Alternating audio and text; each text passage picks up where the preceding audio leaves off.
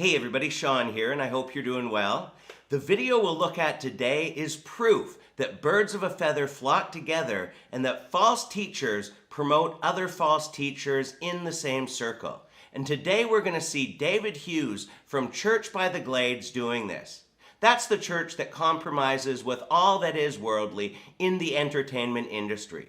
So it's going to come as no surprise that David considers T.D. Jakes, Joel Osteen, Stephen Furtick, and others to be of some of today's greatest preachers. The best preacher in America? No, gosh, there's some of my colleagues. They're just so gifted. You know, Craig Groeschel and Stephen Furtick and Priscilla Shirer and Christine Kane. Craig Groeschel, Stephen Furtick, Priscilla Shirer, and Christine Kane are all celebrity preachers that announce each other as guest speakers as if they were royalty and always receive applause and cheering like they were celebrities in Hollywood. And if it had a gun to my head and said, David, who's the most talented preacher in this generation? I go, probably, yeah, T.D. Jakes. Someone said T.D. Jakes. You didn't say P.D., thank you very much. You said T.D. Yeah, Bishop Jakes in Dallas, his gifts are immense. His gifts with language, his charisma. And that's what these people admire, other people's clever words and their charisma. How about he's a great preacher because of his passion for God's truth, or his heart for the lost, and on his focus on keeping God's word true. But of course, we won't hear any of this in this speech. By the way, if you don't heard Bishop, go watch Bishop sometime. Bishop has a sermon on the prodigal son, like every preacher has a sermon on the prodigal son. Luke 15, that kid that rebelled against his father and ran away and took his inheritance prematurely, ends up blowing all the money and working for a pig farmer. It's terrible and sad. Well, Bishop has a sermon talking about that kid, and he peppers that sermon with this line: the boy should have stayed in the house, the father's house. The boy should have stayed in the house. I'm looking at your faces, you're underwhelmed by that. That's because it's me saying that. But Tony, when the bishop does it, we'll do my bishop right. He has a great voice, gravelly voice, deep baritone, big man. Broke, busted, and disgusted. The boy should have stayed in the house with the pigs and in the slop. The boy should have stayed with his pops in the house. I mean, he keeps saying, in the house, in the house. The crowd goes wild. So the crowd goes wild because of the way he says things. It's not about the clarity and truth of the message. He just puts on a better show than David does. Crowd goes wild. He's so gifted, but God made Bishop to be Bishop. I can learn from him, be inspired by him, but I should never try to imitate him.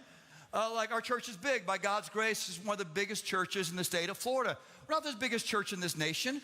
Thank you. You guys have been good. You invite people. Thank you. It's awesome. But they're bigger churches. Life Church is a bigger church in Oklahoma. Elevation Church is a bigger church in North Carolina. Like seriously, who cares how big your church is? Size has nothing to do with how accurate biblically a church is. In fact, in light of Scripture, verses like 1 Timothy 4:3 tell us that a time is coming when people will not put up with sound doctrine, but to suit their own desires would gather around them teachers that teach what their itching ears want to hear. For the most part, most of the popular churches today have the very leaders 1 Timothy is speaking of. How about Joel Osteen? Joel Osteen in Houston. Joel has a massive church. Now, Joel's, not the preacher I connect with, but I can't deny his leadership. He's very nice, by the way. He's very happy. He smiles all the time. I met Joel one time. He seemed very authentic. But Joel, when he preaches, his style is his style. Like, if you heard Joel, he has that Texas accent. Smiles always, right? Joel starts that, goes,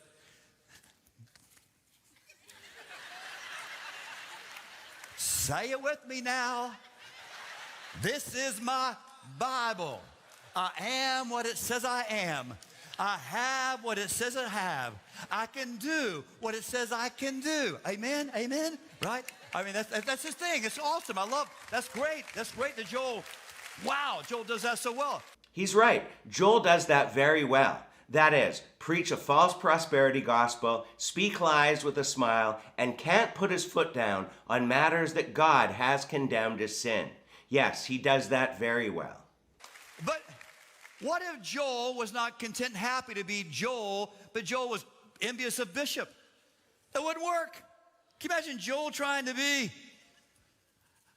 broke, busted, and disgusted?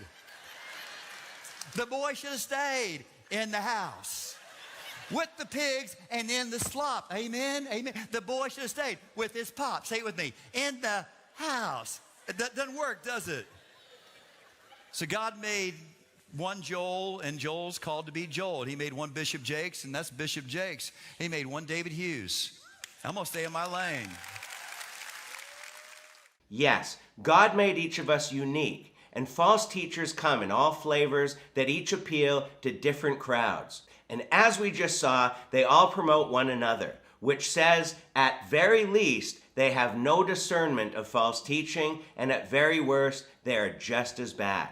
It's no different than what we see in the New Apostolic Reformation and false apostles and prophets promoting one another. One worldly saying says, you become what you surround yourself with. And 1 Corinthians 15:33 says that bad company corrupts good character.